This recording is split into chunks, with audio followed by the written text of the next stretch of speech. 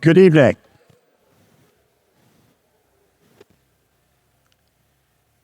It has been said that one of art's purest challenges is to translate a human being into words. In the case of Michael Reisman, this challenge is especially daunting because of the range and breadth of his many contributions to humanity.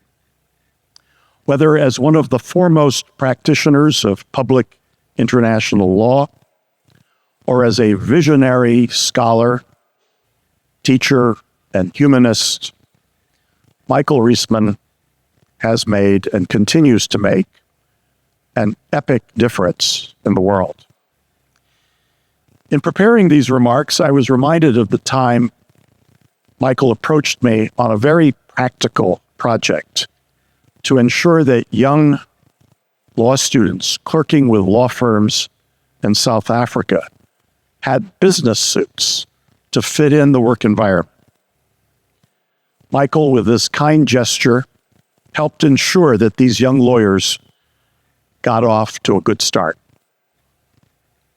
As a director at the Foreign Policy Association, Michael strongly encouraged us to help explicate for the public developments in international law.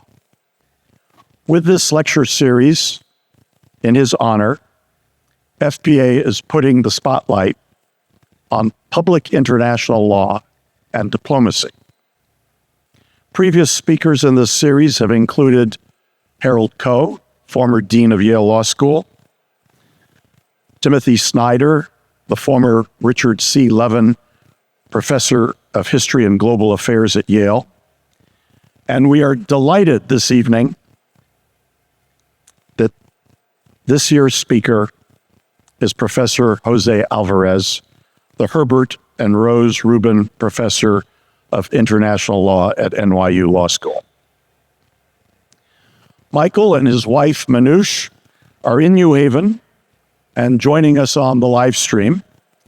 Manoush, a distinguished practitioner of public international law for many years at the United Nations, and among her many accomplishments, a founder of Yale Law School's International Law Journal, has prepared an introduction that I am now going to turn to Tai Cheng, FPA Director and partner at Sidley Austin, a fellow former student of Michael Reisman, to deliver. Tai, we are ready for you. Tai Cheng.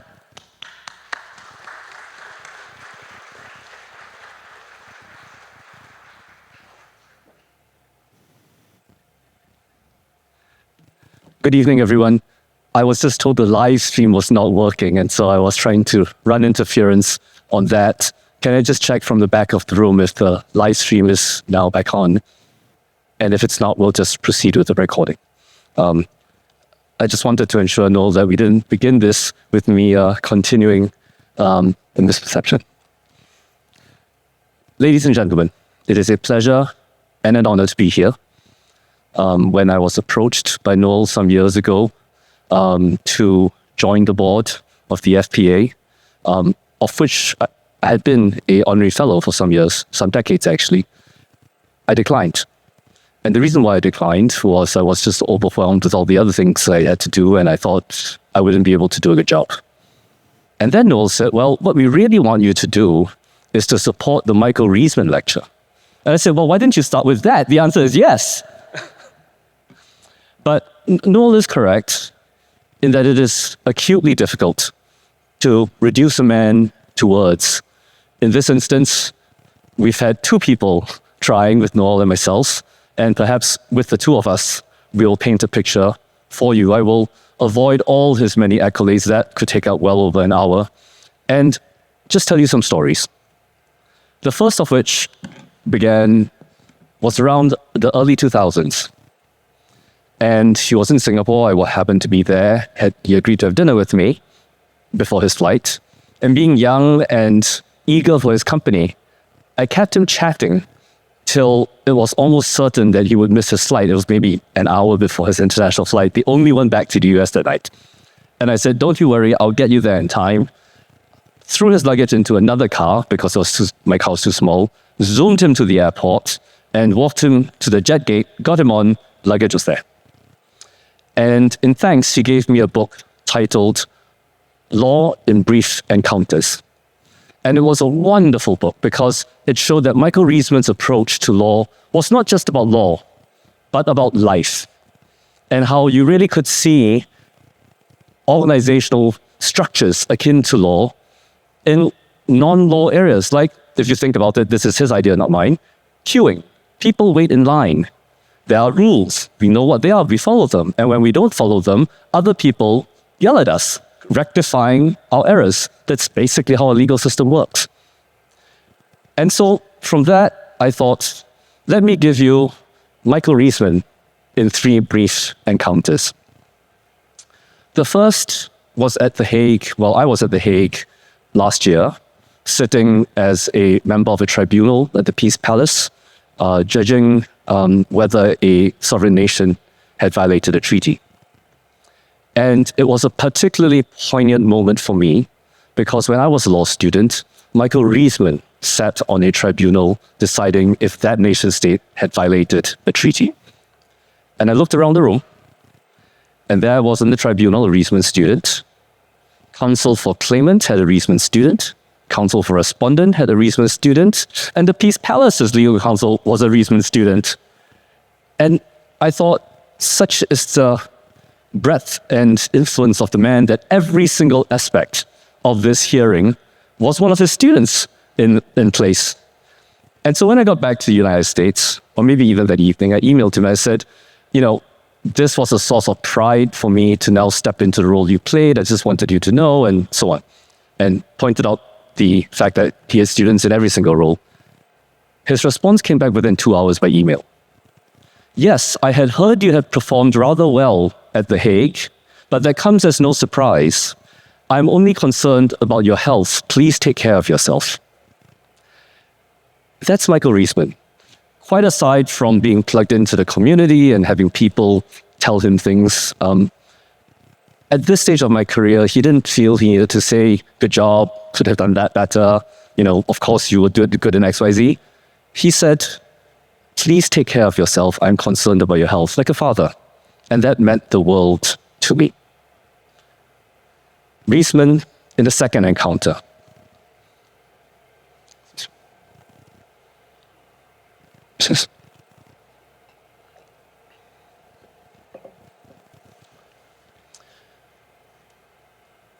A number of years ago, I decided that the problems of the world were acute and needed more private action to complement the actions of government officials and international organizations. And specifically, I was focused on the rising tensions between the United States and China. That has played out and continues to play out as a major policy concern for the world. And so I decided to start an institute to look into that. It's now called the Foundation for International Solutions. Michael Reisman was supportive. And then 2 days later, he called me back and he said, I fully support what you're doing. And I said, but there's a but here. Do you think I will fail? And he laughed and he said, no, Tai, ever since that incident in Singapore, I have never doubted that you would succeed when you say you would. I said, well, then what then? And he said, my concern is that you don't burn all your bridges doing this. And because of that, I sought out other organizations to collaborate with, including the FPA. So thank you, Noel, for that collaboration. And spoke to the American Society of International Law, where I had been the immediate past vice president. And I said, wouldn't it be nice if the inaugural event of my little think tank was the closing event of the ASIL annual meeting? And I know the president at the time had really wanted to be able to get into a nice museum as an alternative. And I said, and I think the Smithsonian would be willing to host us, because I happened to sit on their board. And so it was that the launch of my think tank emerged from the warm bosom of ASIL in the annual meeting. And it was all because of the very, very pertinent advice of Michael Reisman. By the way, on the tribunal that I told you about earlier on, I was a vice president of ASIL. The other co-operator was a senior person from ASIL, and the initial list of potential presidents were all ASIL past presidents, which sort of once again proves Michael's wisdom. The third and final vignette of Michael is perhaps a little more philosophical. The New Haven School began with his professors, Harold Laswell and Miles McDougall. I did not have the privilege of meeting McDougall, even though when I was a professor at New York Law School, he had just retired as a faculty member there. He went from Yale to New York Law School, and I thought, well, if that's good enough for Miles McDougall, it surely is good enough for me. McDougall is known, I'm told, to have had a strong personality and an insistence that his students and followers apply his method quite strictly, as well as his unique vocabulary and style of expressing himself. Michael Reisman did no such thing. As the torchbearer for decades of the New Haven School, he has never once insisted that any one of us write in the McDougall style or write in the Reisman style. I tried, by the way. I utterly failed. No one is capable of writing like Michael Reisman. I just sounded stilted. And as Michael has now retired from Yale, I've reflected on the fact that he's allowed all his students to become their own person and to view the world in their own way, apply their own methods, have their own thoughts. And I thought, well, that's kind of him. It's very humanistic. But who's going to take over? Who is the successor to Michael Reisman? And for a minute, I felt sad about that. I remember clearly I was actually walking back from the Peace Palace to my hotel room at The Hague. And then I realized the genius of Michael Reisman is not in insisting that his followers do it his way, because that's just one set of ideas. It is implanting his values, his perspectives, his methods all around the world in all sorts of different methods, such that everyone can take that and make it into something more. I'm giving you a biologically inaccurate analogy, but humor me. It's almost like you take the germ, the DNA of the New Haven School and cross-pollinate it with plants of all around the world so that they are suited to each climate, and each will flourish, and each will bear the DNA of Michael Reisman and the New Haven School. Not just in academia, but in politics, in policy making, and so on. Let me end with an illustration of that, which will impeach myself. In 2003, my doctoral dissertation under Michael Reisman was about state succession. And one of my chapters was about Kosovo. At the time, like many others, I thought the invasion of Kosovo was illegal under international law because it wasn't pre-sanctioned by a Chapter 7 resolution, and it wasn't in self-defense. But I agreed it was legitimate to prevent a humanitarian crisis, and thereafter the creation of Kosovo as the Day 2 plan, if you like. That was subsequently published. The book has been cited here and there, including in briefs to the Supreme Court and so on. But applying Michael's method, I now know, 20 years later, I got it wrong. So, Michael Reisman I think of him as the person who told me about the myth system and the operational code. That actually is a phrase that I think Laswell and McDougall coined. And it's basically, in pedestrian parlance, look at the difference between law and the books, look at the difference between what I say versus what I actually do and what actually happens in real life. And so the myth system here, I thought, was Chapter 7 resolutions, the law of self-defense, and the operational code was what we actually did. Actually, we created a myth system that you can invade countries on humanitarian grounds, if there's a genocide, with almost unconstrained actions about what you can do on day 2. Because The genocide that took place in Serbia, horrific, but 2 areas, according to the International Court of Justice, none of which are in Kosovo. If your goal is to stop the continuation of genocide in an area, you turn that area into a state. There's no reason to say, you did genocide there, so I'm going to take that piece of land there and put a state there. What has Kosovo become? It is, as far as I can tell, according to publicly available information, the largest NATO base in Eastern Europe. Now, Romania has plans to expand by 2040, and then it will be the largest. But it is a defense strategy. That's not to say Kosovo should not have been created, but it's to say the grounds for its creation are pretextual. And there, I end with the final observation about Reisman's method. He told me as a student, Tai, the human being is the ultimate instrument of appraisal. Basically, go be under a microscope. What had happened there is that I had focused on the wrong thing. My lens was not properly focused. And had I adjusted the focus of my lens, I would have seen it differently as I see it today. Incidentally, this is further proof of Michael Reisman's influence. The chief legal officer for the ICO, which was a supervising international body in the creation of Kosovo, was a law school classmate of mine and a Reisman student. When the General Assembly referred the question to the ICJ as to whether its declaration of independence was legal, Stephen Hill called me up and said, hey, could you help Kosovo? You did the state succession stuff, right? And within 2 days, I was in Pristina advising them and giving them a strategy and so on. Again, all of that would not have happened without Michael Reisman. He obviously has taken no credit for any of this and would be aghast that I am revealing that he has such a strong influence through his students on so much. But such is my love and abiding affection for the man that I'm going to risk his wrath in order that more people may know the greatness and humanity of Professor W. Michael Reisman.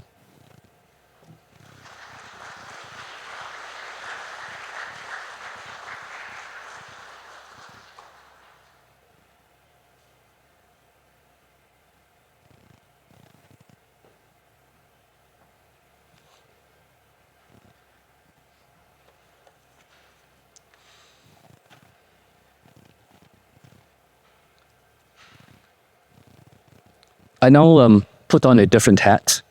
Manoush and Michael are very sorry they couldn't be here to join us today. I know they were very much looking forward to coming. This is a highlight for them each year. But there was a family emergency very recently. They are both fine, but it has prevented them from making it into from Connecticut to New York City in time, and they send you their deep regret and apologies. I have, however, been assigned to introduce Professor Alvarez. Fortunately, not with my own words, but those of Manoush Asanjani. And I'm simply reading to you what Manoush has prepared. From its creation in 1918, the Foreign Policy Association has provided a non-partisan forum through its annual Great Decisions Review, other publications, TV programs, and public lectures, information and discussions about pending U.S. foreign policy issues. Yet in an arena often dominated by fiercely contested domestic issues, the profound consequences of these policies for the health and vitality of the system of international law for the United States is too often overlooked.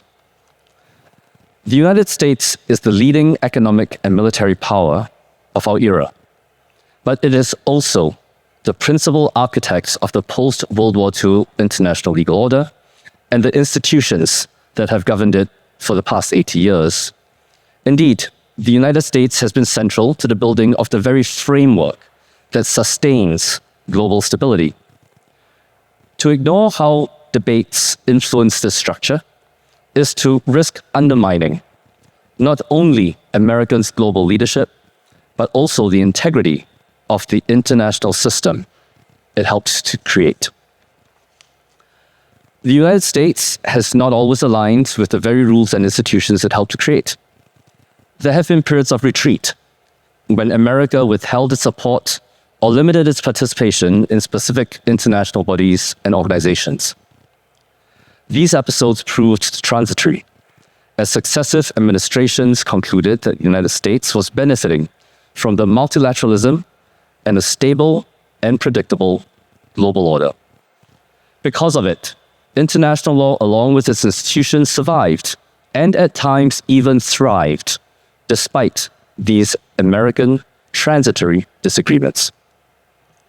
September 11th, 2001 was the worst terrorist attack on United States soil.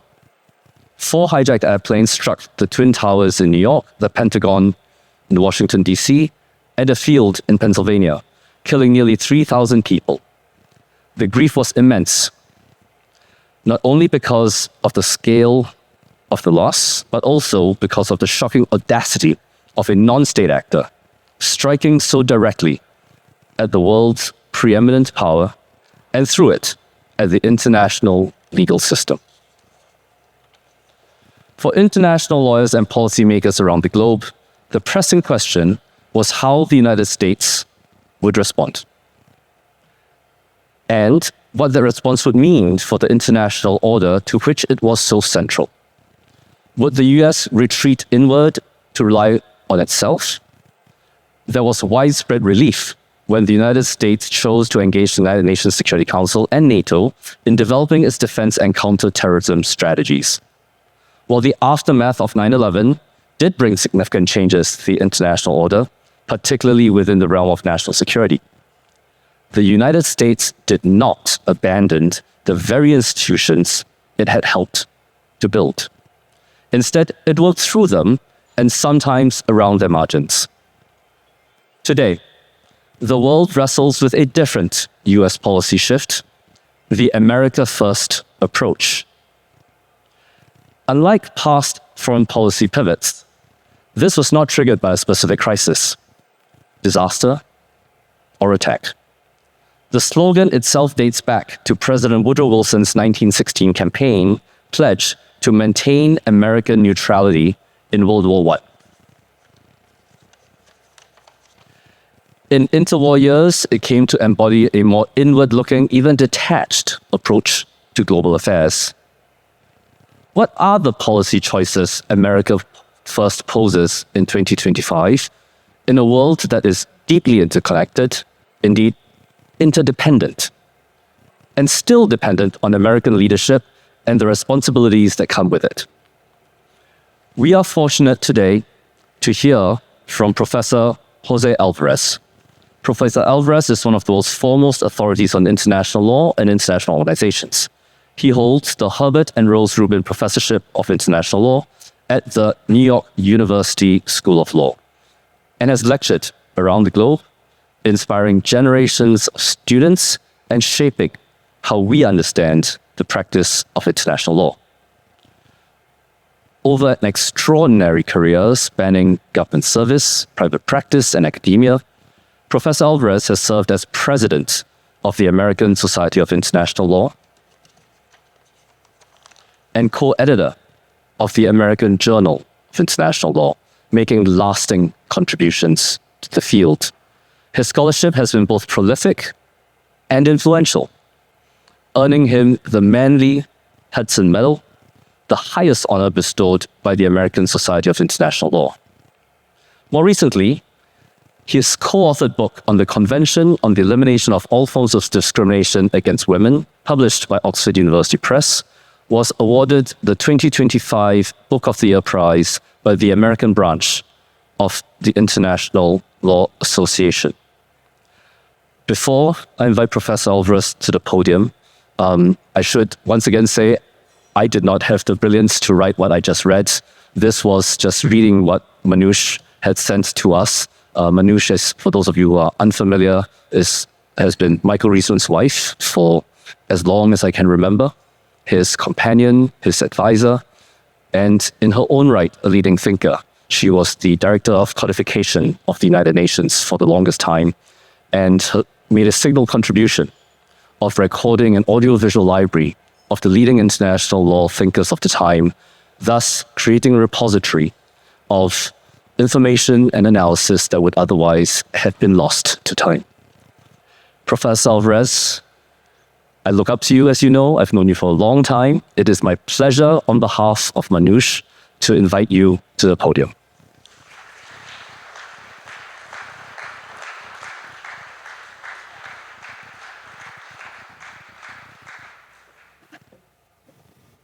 So thank you, Ty, Noel, and Manoush from a distance.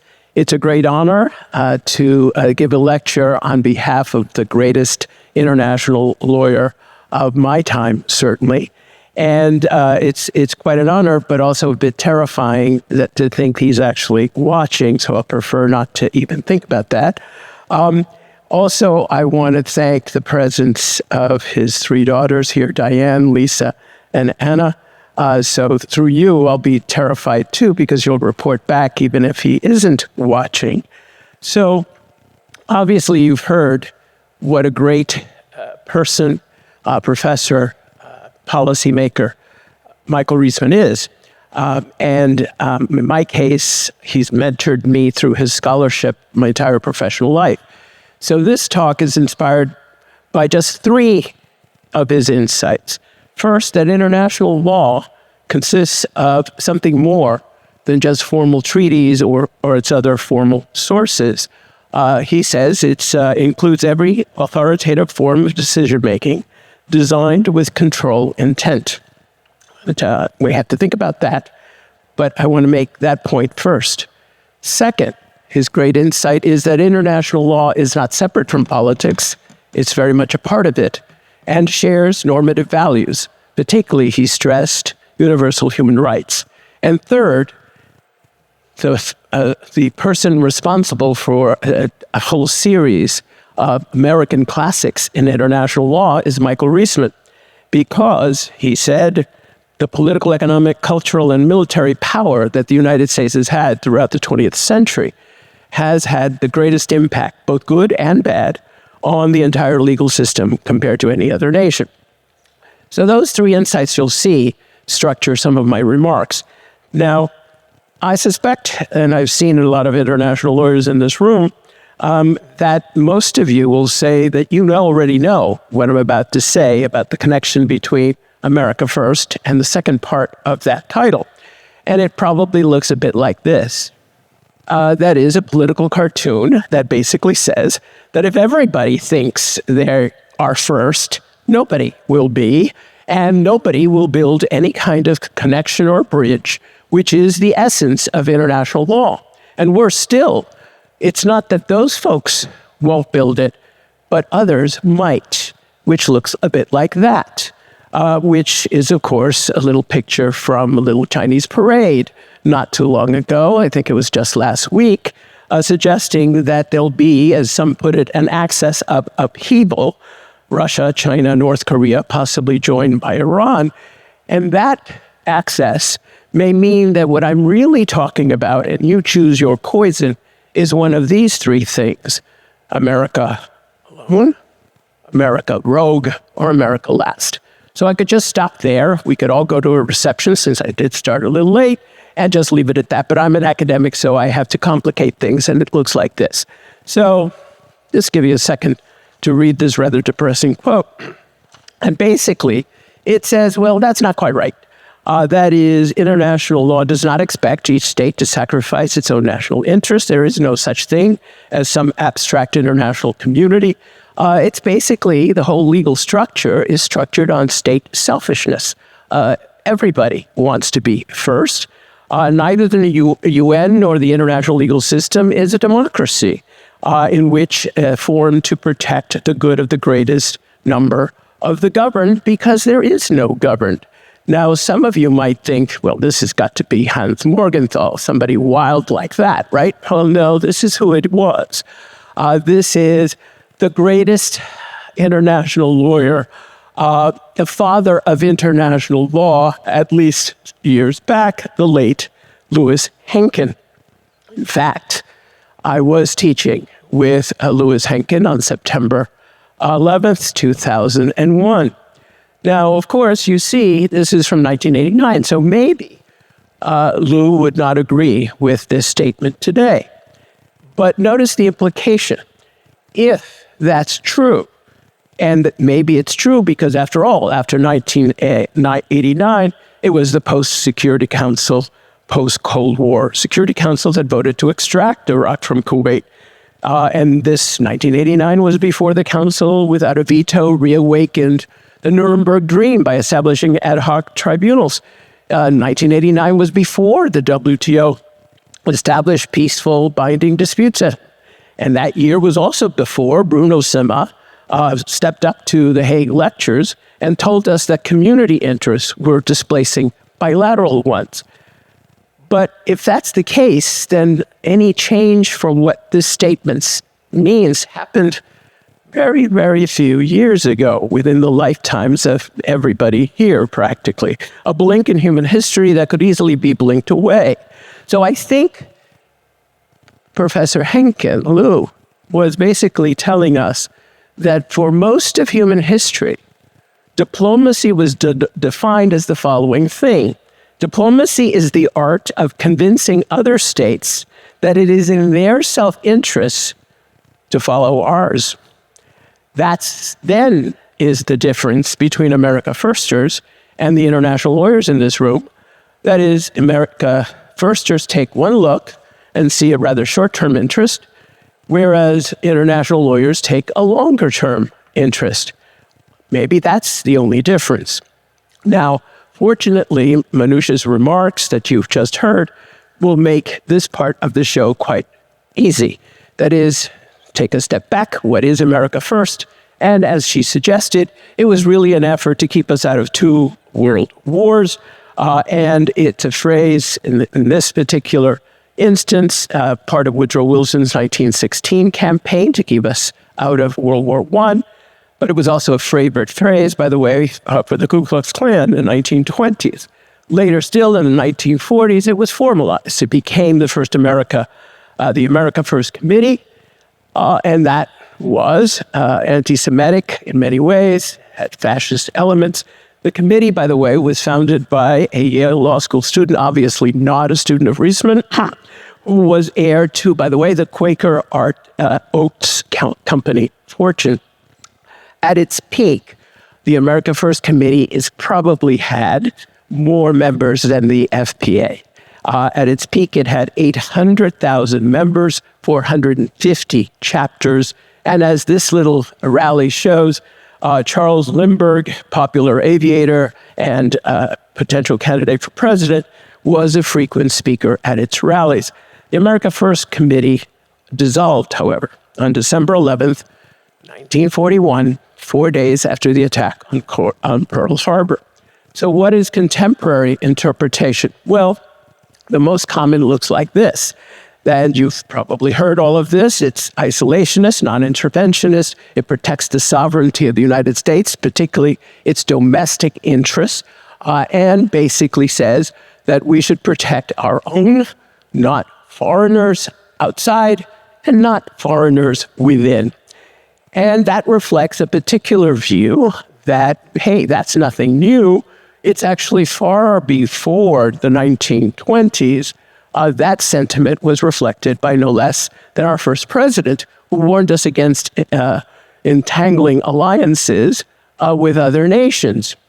And of course, in turn, that was reflected in our Constitution, which famously makes us very hard to enter into Senate treaties, but very lax on getting out. It basically suggests anybody can do it. Congress doesn't have to. And by default, that means the president can leave treaties. Certainly the courts seem to think so.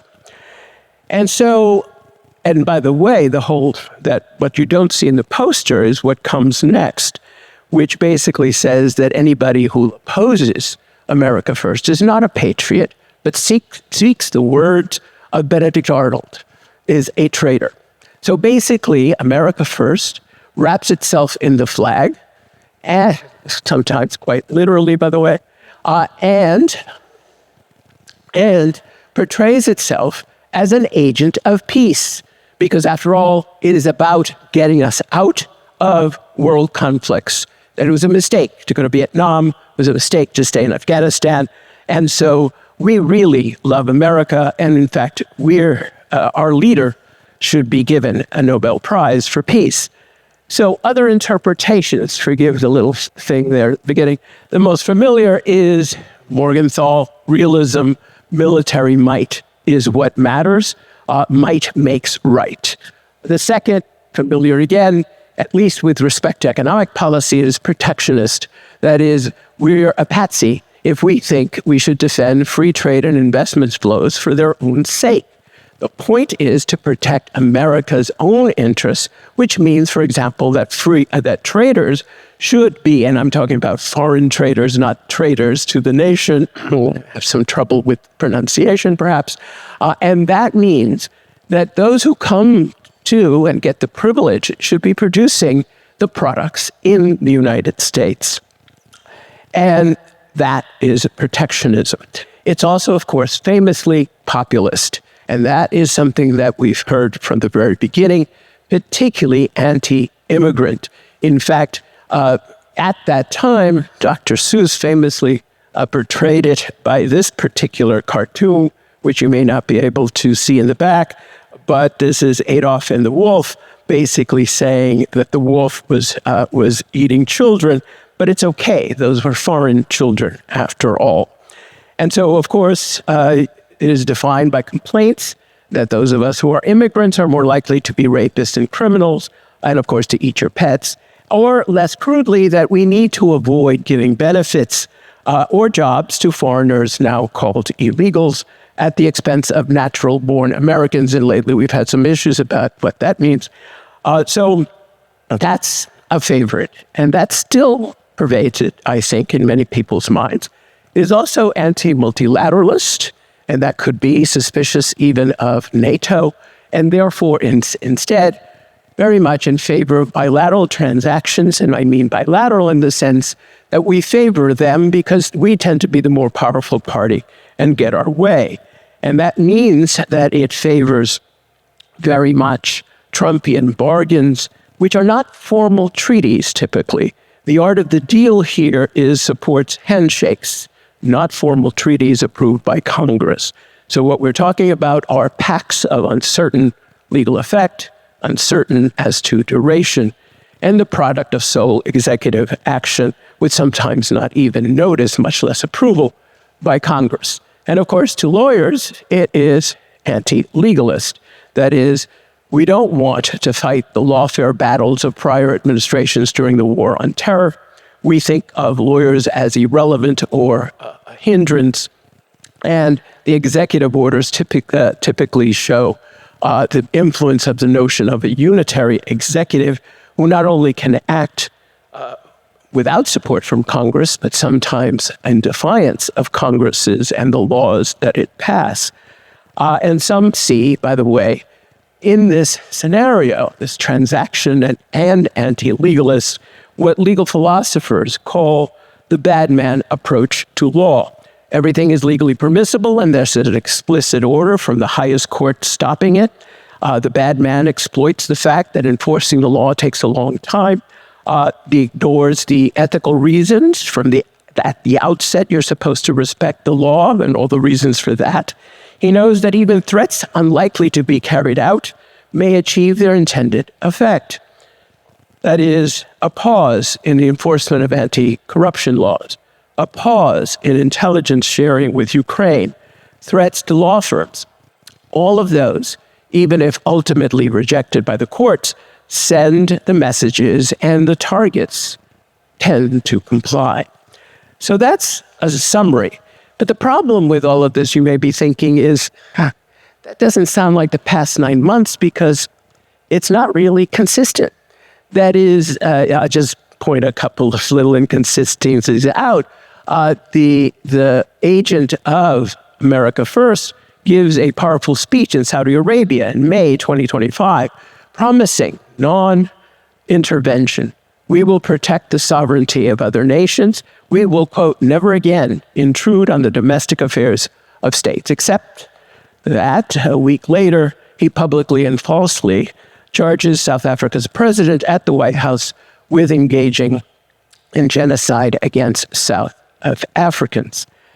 It's protectionist because one day he tells us that they'll be stopping all Chinese and perhaps other foreign students because our universities should be preserving their scarce slots for U.S. students, except until fairly recently, the president announces instead that he plans to double the number of Chinese students in the U.S. as compared to Biden.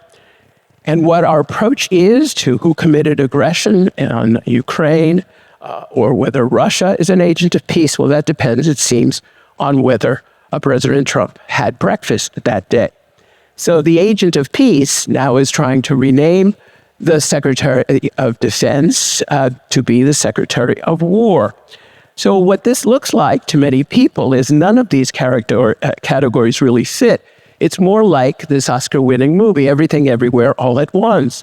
And therefore, it's destabilizing chaos. And to some of them, to some folks, this chaos is purposeful. It distracts, creating outrage from woke people, some of them in this room, and therefore that suits the agent of chaos. And so for many, though, what this really is all about is this. That is, it's just futile to try to fit America First into substantive content on its own. It's an empty vessel for a personality cult that is Trumpism. The content of America First, on this view, should be left to psychiatrists.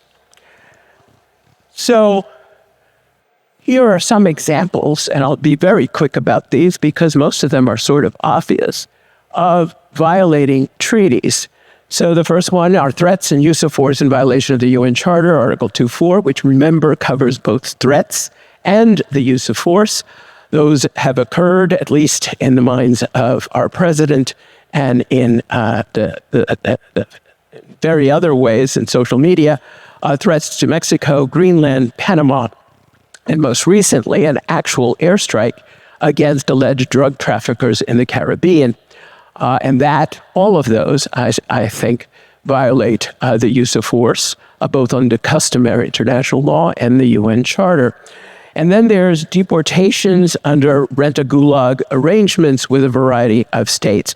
I can't begin to tell you the number of human rights treaties that are violated by these, so I'll just very, very brief. To the extent they're supposed to be about folks that committed crimes but were not so adjudicated, they inflict punishment without trial. Sending them to places where they face torture violates both the Torture Convention and the rule against sending people to those places called non-refoulement. To the extent we're sending people whose lives were in the United States with no connection elsewhere, we may be rendering them stateless without any state as a protector. And of course, to the extent somebody else is doing these nasty things to them abroad, we're aiding and abetting that situation, whether it's in Salvador or not. And we seem to be adopting clandestine tactics, including non-transparency on who is doing this, where they're going, masks, and so forth, that remind many people of disappearances in places like Argentina under military rule. And of course, to the extent we're detaining them anywhere in places that are meant to instill terror in them, it frankly doesn't matter to international lawyers whether that occurs in Guantanamo, El Salvador, or in Alligator Alcatraz detention facility in Florida. So I don't want to spend even more time on that. You can leave treaties, you can leave international organizations, but in the case of the World Health Organization, we should abide by the promise we made when we said we want to be the one WHO member who can leave. The condition is that we'll extend to you is that we'll give you 1 year's notice and we will pay our dues. Well, guess what? We're not doing that. And then there's privileges and immunities. We have agreements with the UN, Headquarters Agreement, and Convention on Privileges and Immunities, which says we're supposed to respect the immunities of the UN, its subsidiary bodies, as well as any invitees to the UN. Well, of course, as you probably know, we are not doing that. That is, at least toward the subsidiary organ to aid Palestinian refugees, to UN special rapporteurs, to some personnel and judges in the International Criminal Court, and most recently to representatives of Palestine to the opening of the GA. And then there is my favorite topic, tariffs, threatened and imposed. Now, in U.S. court, what we're talking about is whether it's legal or not under U.S. law. What nobody seems to be mentioning, not U.S. courts or pretty much the administration, is that they violate express commitments under the WTO and under particular trade agreements, depending on the country they're against. Under those rules, states must avoid not only the imposition of tariffs that are inconsistent with the agreed levels, but also tariffs that discriminate, violate national treatment, MFN. But also, under the WTO's established law, a law that we agreed to in a particular case, for instance, you're supposed to avoid the threat to of imposing tariffs, because that violates legitimate expectations of those who trusted the WTO. And those rules, like much of law, seek stability, not never-ending tariff threats. And the U.S., in one particular case in the WTO, assured that organization that, yes, we have some laws that would permit us to impose tariffs. We promise we will not use them in violation of WTO law. That means against WTO members. Those have gone out the window. But what I want to focus on are stuff that violates, as I said in my title, not just the obvious treaties in place, but consistent with Reisman's definition, authoritative decision-making with content control, which I happen to call the international rule of law because maybe I'm old-fashioned. So what does that look like? Well, one way is to start with the national rule of law. It looked like this, and this is rule of law for dummies, so I'm sorry if any of you are rule of law junkies. This is really simple stuff. Jeremy Waldron would hang me for just this PowerPoint alone. So this is the essence of what Jeremy spends 14 weeks discussing. So there's some simplification here. This comes from Tom Bigham, who wrote this book and has had some praise. So these are the essence of our national rule of law: equal protection, transparency. We know what the law is accessible, is intelligible, is enforced by court, and the folks who make the law are fairly clear, and they have legally bound discretion that they respect, and the law protects fundamental human rights, including the concepts of you don't convict somebody for something that wasn't a crime, nullum crimen, rights to fair trial, and so forth, and you should have effective remedies. So the problem, as some of the folks from the UN who I see here, is it's a little hard to translate that at the international level. And in fact, when I first mentioned this, some of the folks said, what international rule of law? There isn't such a thing. So I tend to portray this as a international rule of law trilemma. It starts at the top. That is, international law frequently does not capture those characteristics. There's lack of clarity. It's not accessible. We're not even clear all the time whether it's law. It's certainly not enforced in courts. It's not subject to equal application. And that influences the bottom two pyramids. The trilemma is all around. So when the UN or other agencies try to export the rule of law, and that includes international, they face a problem convincing people if they're not convinced that what they're exporting is actually law. And then at the other end, although the UN says it is subject to law, that's not really true. That is, the UN has accountability vacuums. That is, it's awfully hard to see how international law prevents and certainly does not provide a remedy for peacekeepers who spread cholera in Haiti or peacekeepers who rape the children they're supposed to protect. And so there's a serious failing here on the international rule of law. But the point I want to make is that there's a serious failing with respect to every country. If you haven't noticed, we have had some problems with the national rule of law, even in a robust rule of law nation. which means that the rule of law at both the national and international levels is a struggle. It's an aspiration that we should constantly try to achieve, and it's worth the struggle, and it matters when it's violated. That is, this is how nations and international organizations are judged. Nations and their institutions are judged on whether they appear to be at least trying to aspire to fulfill the requisites of the international rule of law. So what are those requisites? Again, one of these bargain basement PowerPoints, forgive me. And so this is what it looks like. This is heavily borrowed from Reisman and others, and I think he will recognize this, except that I've omitted the denser part of the Reisman oeuvre, which I think he got actually from McDougall and Laswell. Okay, so that's the dense part. He clarified it in subsequent writing. But basically, this is what it looks like. So what I want to suggest is that we're talking about not just respecting the written law at all stages, but also the object and purpose. So going beyond the letter of the law, we're talking about respecting principles of estoppel and not abusing rights. If you're guilty of violating a treaty, you're not supposed to try to suggest you are entitled to compliance from another party. Core interpretation principles, especially the one that I stress, number 3 here, the need to interpret a treaty in light of its subsequent practice by not just the parties, but if they create institutions, by those institutions, along with, for example, relevant rules of international law. And therefore, that also means that if there are institutions charged with interpreting the law, international courts, tribunals, quasi-judicial interpreters like human rights treaty bodies, or committees of the parties, COPs, in the words of the trade there, in environmental treaties.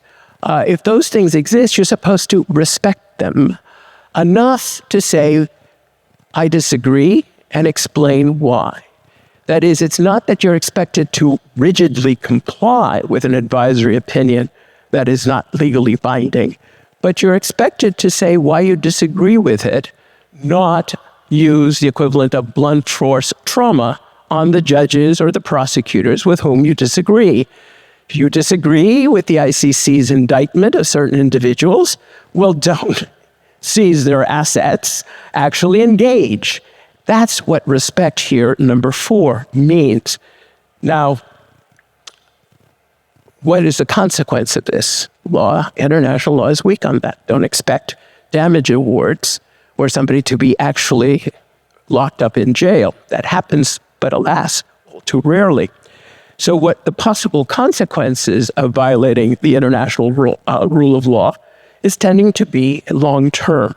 Corrosion of your own reputation for good faith compliance, which also means it undermines other people's likelihood of complying with you. So what is the essence of this? So one person I admire for the way he distilled complex things to a comic book is George Bush Sr., 1989 inaugural address. He captured the essence of this in one line. Quote, great nations, like great men, must keep their word. There's a certain ring to that. And if it sounds recognizable, it's because Alexander Hamilton said the same thing back in the founding era. Both recognized that others' respect for our sovereignty is conditioned on whether they think we deserve it. So that means that promises made, promises kept is a good MAGA slogan, but only if it includes the promises we make to other nations. So let me give you some illustrations. I really have to be quick about this because, well, you didn't leave me much time. So here's one, and I learned all of this from my colleague Bryce Riddick, who really is the expert on climate change. So Bryce, correct me afterwards, not right now. So basically on climate change, we can't just say, I left the Paris Agreement, all bets are off. That is, there is international customary law. There are promises made under the Framework Convention on Climate Finance. There are promises made that you were going to release some NDCs, that is, nationally determined contributions in 2025 that are still due. Basically, there are legitimate expectations on climate change. There are rules to be followed, and you can't simply say, I deny it now that it exists, despite the scientific body and evidence, and back away from all your prior commitments. That's just not good faith, and I think we'll see some consequences, not just warmer climate. And then there's this. So this has not gotten a lot of publicity, but basically the White House says that now you can basically unilaterally expect from the U.S. government a license to dig into deep seabed. There's some problems with this. So it shocked a lot of international lawyers, and I can briefly tell you why. Because there was an agreement in the Ronald Reagan administration that struck a deal. That is the Law of the Sea Agreement, Part 11, which basically said these were going to be the rules, and we have sat on that body to create the regulations, including environmental protection for the deep seabed. The bottom line here is easy to state. Everybody, including the United States, has long understood that the deep seabed is not terra nullius, free to the first pirate that shows up. It is subject to multilateral rules. And at least explaining why you suddenly changed your mind and that unilateralism is forward, we can expect some possible pushback if we ever do license folks and they produce something. I would expect that some countries might say, well, yeah, you dug those things, but we'll treat the product as the equivalent of illegal traffic in blood diamonds. So here's the conclusion of that, but I'm going to give you a couple more illustrations just to provoke thought. So here's one that has surprisingly got literal attention. Everybody knows the president's attack on DEI, on everything that has to do with making sure we are actually helping to eliminate racial discrimination. What you might be surprised to hear is that the complaints shouldn't just be about violating the U.S. Constitution or our civil rights laws. They're about the 1994 convention, at least the convention that we ratified in 1994, to eliminate all forms of discrimination against racial discrimination. And some of the things we're doing, a lot of the things we're doing, violates not only its literal text, but how it has been interpreted by the CERD committee over time. So that includes the pause that we've announced, where the Justice Department will not use disparate treatment to prove racial discrimination, and attacks broadly on the federal government, law schools, law firms, anybody who dares to suggest that there is still racial discrimination problem that bears a remedy. So I would not be surprised if the end result of the current review, and we have announced a review of all of our treaties, all of our international organizations, we haven't gotten the results of that, but it is possible that if the administration has somebody looking into this, they will figure out that what it's doing violates CERD, and they will want to exit CERD. That will be a colossal blow to the effort we put into convincing the world through our ratification of CERD back in 1994 that we were turning the page on Jim Crow. Of course, that's just the tip of an iceberg on all the other ways the administration is cutting back on remedying any form of discrimination. And let me just remind the folks who are not experts on human rights. International human rights law is built on the duty of states to respect and ensure that all individuals are not to be discriminated against on the grounds of not only race, but color, sex, language, religious beliefs, political or other opinion, national or social origin, birthplace, whether or not they own property or, quote, other status. If you want to be depressed about the consistency of our actions compared to that statement, you know, look so far as the 2025 State Department reports, which now omit a long laundry list of rights with respect to how we criticize other nations. Needless to say, that long laundry list closely resembles some of the things that we are doing, and we obviously feel we can't criticize other people if we're doing the same things. What this does is it plays into China's and other states' hand that have now been trying to revise the notion that only played out briefly at the beginning of the UN Charter, that to criticize another state's human rights with respect to its own people is violating their domestic affairs, interference in domestic affairs. I don't think that helps us. So another very short, and again, I apologize for how familiar this may sound to some of the folks who are following this, is we have coerced and are coercing other states, not just through military threats, but economic coercion that is sometimes quite severe. Obviously with Ukraine, but now the good friend Bolsonaro is the subject of tariffs on Brazil and an incredible attempt to say that those judges or others who prosecute Bolsonaro are subject to our own sanctions. This is a little inconsistent with what we have agreed for a long time is customary international law, which is actually there is such a thing as unlawful interference in domestic jurisdiction. And this, in the words of the 1971 Friendly Relations Declaration by the General Assembly, which a lot of courts have said is customary international law, that basically states shouldn't themselves or encourage others to use economic or other pressures to, quote, coerce another state to obtain from it the subordination of the exercise of its sovereign rights and to secure from it advantages. So basically, this is saying something that's also, I wish George Bush had noticed this one, but if you put it this way, I think he'd say, look, extortion is not a favored way to negotiate a contract, and it's not a favored way to conclude a treaty, okay? So I think that's a sort of common sense notion that coercion is not necessarily military, but it is inconsistent, I think, under the international rule of law for countries to emulate the protection rackets used by, not to offend anyone, the mafia. So immigrants, back to immigrants. I'm an immigrant, so I sort of care. So this is the stuff we're doing to immigrants, apart from sending them to Rwanda, El Salvador, or other places to which they have no connection. It sort of looks like this.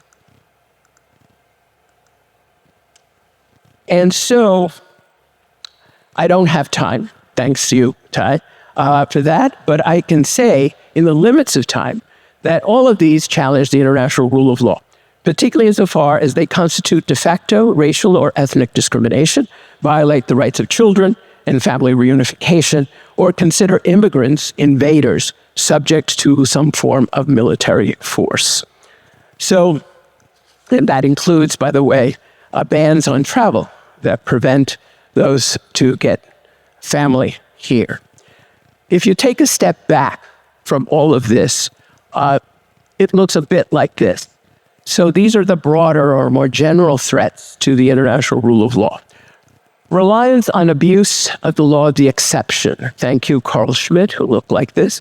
And basically, the idea here is, yeah, the law makes exceptions. And so we're claiming it right and left. Necessity made me do it. Fentanyl crisis made me do it. A foreign invasion through immigrants made me do it. And U.S. courts are considering those exceptions, but under U.S. law.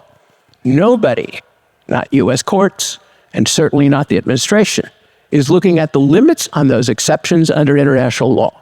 The limits of the exception under Article 4, the Covenant on Civil and Political Rights, which basically says it better be a genuine emergency, it better be temporary, and here are the rights you're not supposed to violate, even in the course of an emergency. Torture, for example, is one of those. Or the emergencies under Article 21 of the WTO and GATT. They are not wholly self-judging. It has to be in good faith. So some might question those tariff threats as being in good faith. The other general threat is to the institutions, domestic and international, that help buttress the international rule of law. And that includes UN special rapporteurs, the U.S. State Department, and its threat to being, and its reality of being reorganized, turning the U.S. Justice Department into an agent of retaliation.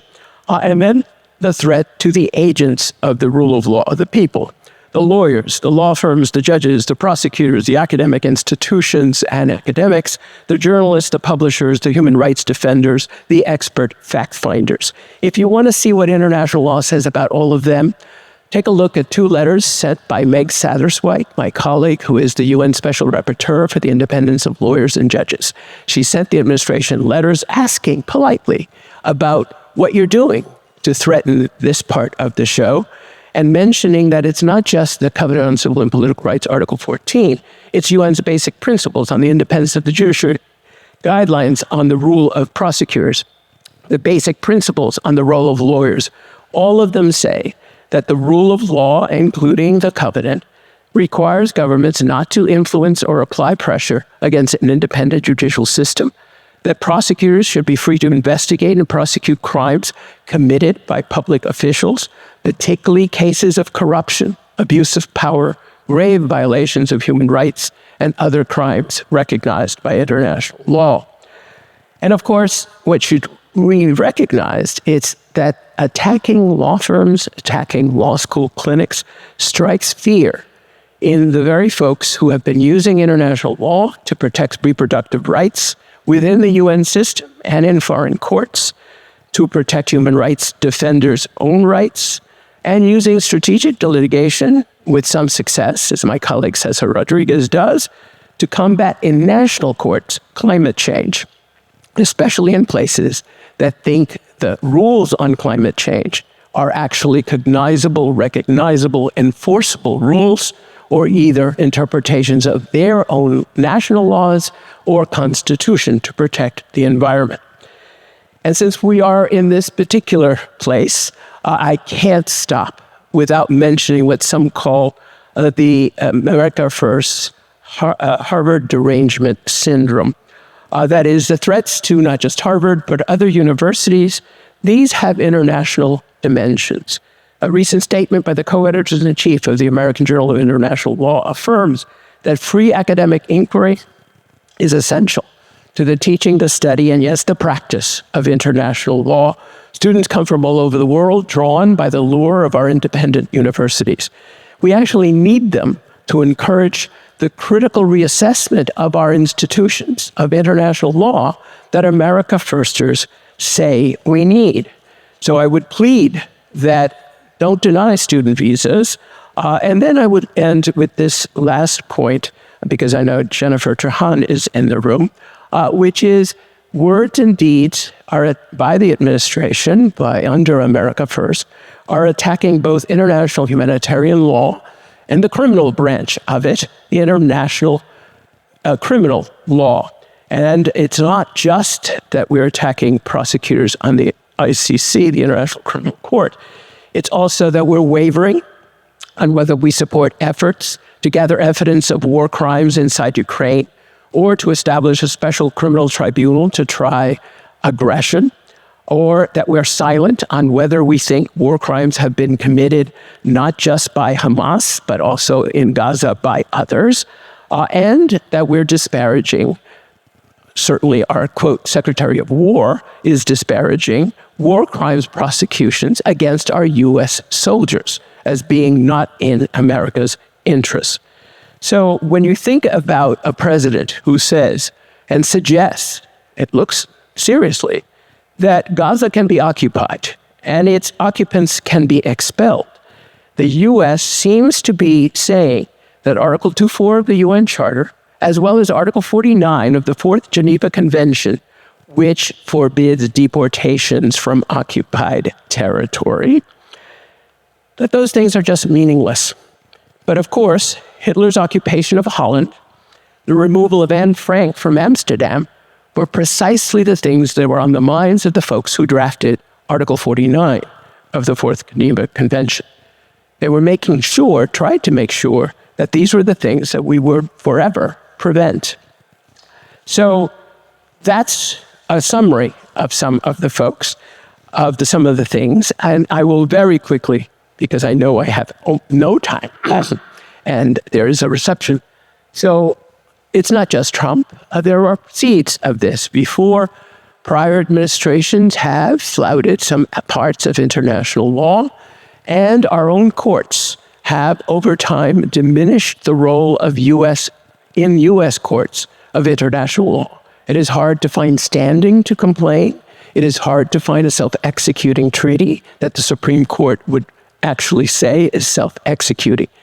And so on this point, I was given the elements of time. I will just say one thing about each one of our former presidents in recent memory, just to alert you that, yeah, this has happened in some ways before. There was a little thing called Gulf War II, and that was without Security Council authorization.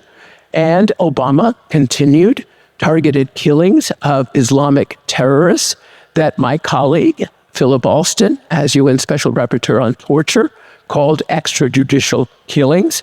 And Biden, even though he famously tried to restore international law after Trump's first term, didn't go very far, insofar as he didn't stop, for instance, those targeted killings. And those precedents do carry some precedent. And that, for example, I think it was last week in an op-ed in the New York Times, pointed out that the rationale used to target killings of Islamic terrorists does bear a certain distant family relationship with claiming that drug dealers are terrorists that can be killed, and we can ignore the entire network of treaties that is supposed to treat those people as criminals, not military targets. I will omit, in the interest of time, our own complicity, that is the folks in this room who are scholars in all of this. Happy to talk about it if there's any time for questions, and go straight to what you're curious about. Let's ask Lenin's question. What is to be done? So I would urge a patriotic response to America first. We shouldn't say that they hold the values that only they love America. It is defense of the international rule of law needs to affirm in no uncertain terms that it is consistent with America's best values and necessary to make America great to respect the international rule of law. As an immigrant, ever grateful to be within America's embrace, I abhor the canard that those of us who support international law are not patriotic. It means saying then that self-interest that Henkin defined is true, but it applies to international law. International law protects the self-interest of the United States, including especially the U.S., not just other nations, because our might has been in part because of the international rule of law. So to see it as a separate question about our might versus law is a false premise. But yes, we should also answer the scholarly critiques, quite genuine in many ways, from the right and the left, about international law and its institutions. That means we have to confront some troubling issues. With respect to the UN, for example, we need to recognize that it may not be a great thing that the UN relies for 22% of its regular budget on only one of its members, that a bewildering, non-transparent mandates of some 240 UN bodies generates 27,000 meetings in the year 2024, and all of these overlap too much, producing wordy, very wordy, trust me, I've tried to read some, reports at a staggering expense, considering translation alone, that I think no one reads. Blanca, you can tell me if I'm wrong about this. And I think Guterres, Secretary General of the UN, actually admitted that in a recent UN 80 attempt to say we need to control the mandates. But that has been a complaint of this huge bureaucracy for a long time. And that critique applies to human rights. Do human rights actually promote a neoliberal agenda that impoverishes states, that undercuts the Sustainable Development Goals? That's a real question. Does it value civil and political rights? And we've given lip service, but not much more, to the right to food, security, health, for instance. So that's fair. And maybe international human rights has to be revisited. And then on top of everything else, we do still have to make the case that despite the flaws of these institutions, international law is necessary for world order because of our interdependence economically and politically, and because without it, I don't see a way, and frankly, Pope Francis didn't either, for solving existential global threats such as the threat of pandemics, the threat of climate change, or the threat of nuclear proliferation. We have a duty to cooperate because, as he said in this incredible encyclical Fratelli Tutti, we need allies. That is, Biden's really did recognize that, and that basically international law, despite its flaws, makes the lives of people better. We need to convince that people of that it's not just increasing the wealth and benefit of international arbitrators, the livelihoods of international lawyers. It actually does something for real people. We also need to make the case that Henke was wrong if his praise of national selfishness is taken to mean that nations don't have a duty to cooperate.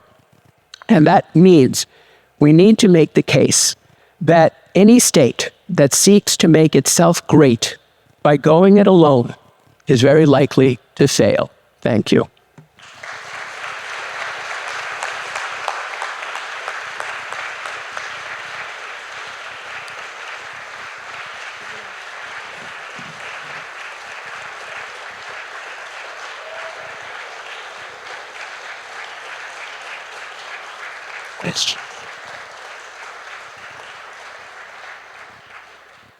Do we still have time for questions? Maybe we can take 2 questions. Wow. Okay. Right here. I apologize if I went over time, but you gave me no choice. Yes. I studied international law at NYU, actually, but many eons ago. Is there, in your opinion, any chance that Article 24 can be implemented by the UN to really create an aura of peace or peacemaking? Are you talking about Article 2.4 or Article 2.4? Yeah, so what I fear is that, and I think some very famous people said that international law will not exist if major powers don't abide by it. That is the fear that I think I put in the first slide. And I think that's a real fear because of the role the U.S. has played in creating it. It could play a devastating role in dismantling it. And as we know, it is far easier to dismantle than to recreate. So yes, we can say this is a 3-year interim.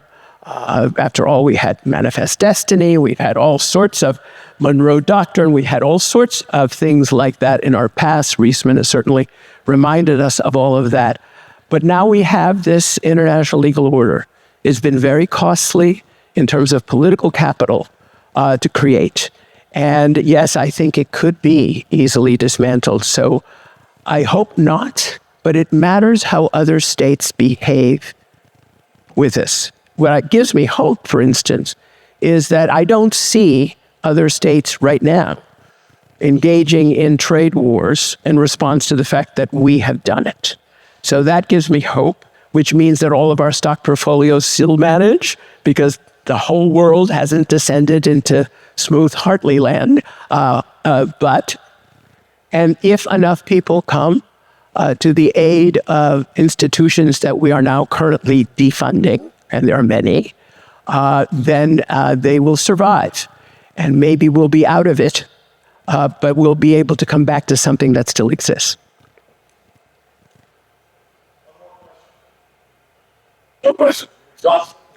I think exhaustion is the word. Thank you. Okay, Chad.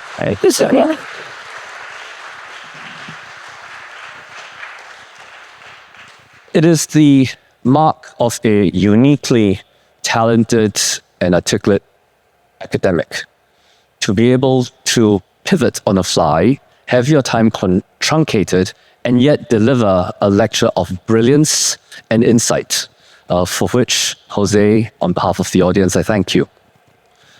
I've been given the privilege that Noel has delegated to me of closing these proceedings. And I will end with this one thought from the New Haven School.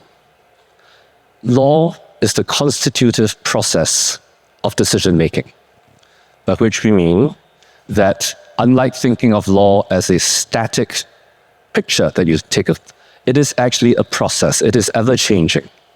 And that change comes about through the accumulation of decisions and actions by a broad range of actors.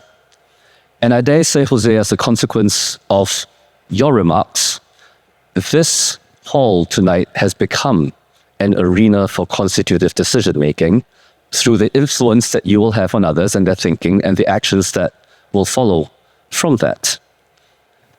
One of the optimistic aspects of constitutive decision-making is that it is not delegated solely and entirely to the hands of a few elites whose actions may be less desirable. And I can only hope in naive optimism that if all of us here and all good men and women of ability do the best we can, that will be enough to bring our global order back into the place we want it to be. And with that, I encourage you all to enjoy yourselves of drinks.